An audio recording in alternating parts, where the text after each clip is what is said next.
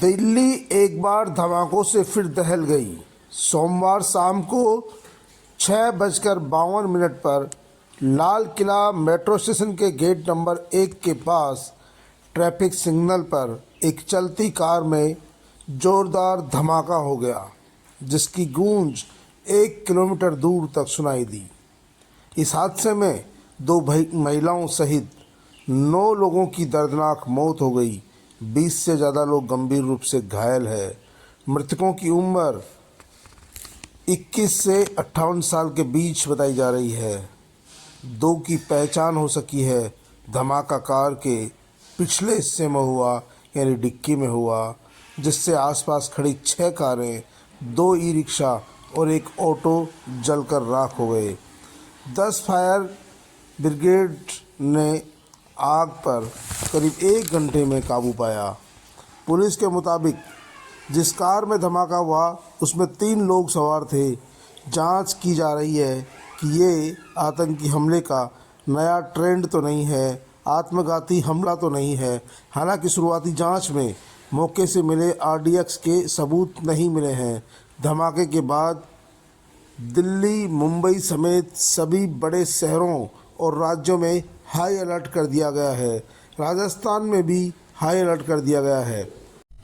प्रधानमंत्री नरेंद्र मोदी ने भी हादसे पर दुख जताया है। उन्होंने कहा कि गृह मंत्री और अधिकारियों से इस बारे में जानकारी ली है। 14 साल बाद दिल्ली में आखिरी बड़ा धमाका 7 सितंबर 2011 को हाईकोर्ट के बाहर हुआ था, जिसमें 11 लोगों की जान गई थी। इसके साथ ही सूत्रों के अनुसार जिस कार I-20 में धमाका हुआ वह हरियाणा के गुरुग्राम के सलमान के नाम से रजिस्टर है। पुलिस ने उसे हिरासत में ले लिया। उसने इसे ओखला के देवेंद्र को बेचा था। देवेंद्र ने अंबाला में इसे बेच दिया। वहां से कार का पुलवामा के तारिक ने खरीदी और पुलिस अब तारिक की तलाश कर रही है। प्रत्यक्षदर्शियों की माने तो चांदनी चौक ट्रेडर्स एसोसिएशन के अध्यक्ष संजय भार्गव और अन्य स्थानीय लोगों ने बताया कि हमारी दुकान 800 मीटर दूर है, लेकिन धमाके से पूरी इमारत हिल गई। 300 मीटर दूर लाल किला है। पूरा इलाका रोज़ शाम को भरा हुआ रहता है। रोज़ 2-3 लाख लोग मौजूद रहते हैं। बड़ा हादसा टल गया, फिर भी 10-12 लोगों की मौत हो गई। इस घटना से सभी लोग दहशत में हैं। डॉक्टर बोले घायलों के शरीर पर छर्रे का या स्प्लिंटर की चोटें नहीं है, जो आम तौर पर बम धमाके में मिलती है।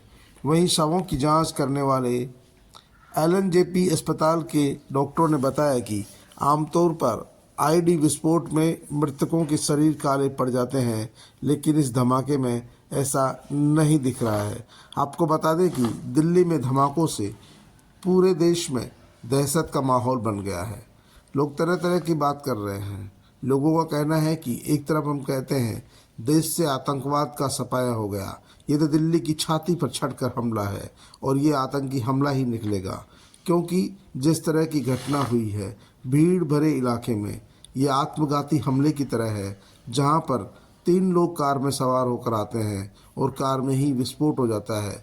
उस कार में विस्फोट के चलते कई दूसरी कारें बिल्कुल जल जाती है, ई रिक्शा जल जाते हैं और उनमें सवार 9 लोगों की मौत हो जाती है।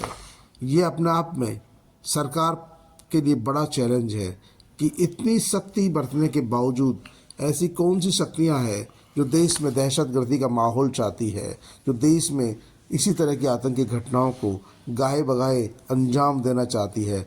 जब जब हम कहते हैं कि हमारे देश की सीमाएं सुरक्षित है, हमारे देश में आतंकवादी घटनाएं घट गई है, तभी इस तरह का एक हादसा होता है जो सीधा सीधा सरकार पर तमाचा है।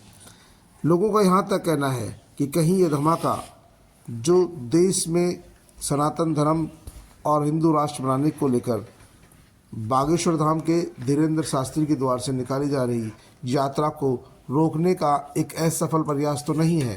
कहीं न कहीं इस धमाके के माध्यम से यात्रा पर भी प्रभाव पड़ेगा, क्योंकि जिस तरह की यात्रा को जन समर्थन मिल रहा है, लोग उससे जुट रहे हैं, लग रहा है आतंकी संगठन इस तरह की घटना को अंजाम देकर दहशतगर्दी का माहौल बनाकर इस यात्रा को भी रोकने की कोशिश करे।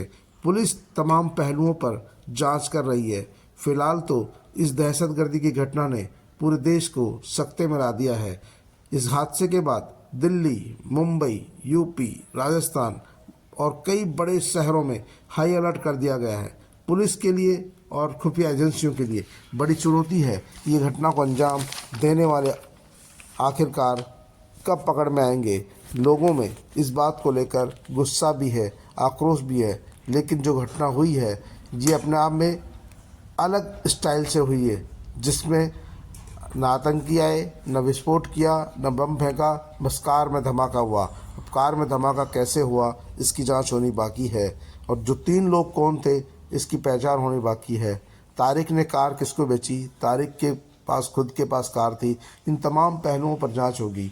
जांच तो होनी है, दोषी पकड़ में भी आने हैं, लेकिन धमाकों के बाद चारों तरफ चीत्कार, भीड़, लोगों में दहशत, डर का माहौल है। लोग इस बात से चिंतित है कि आखिर ये क्या हो गया।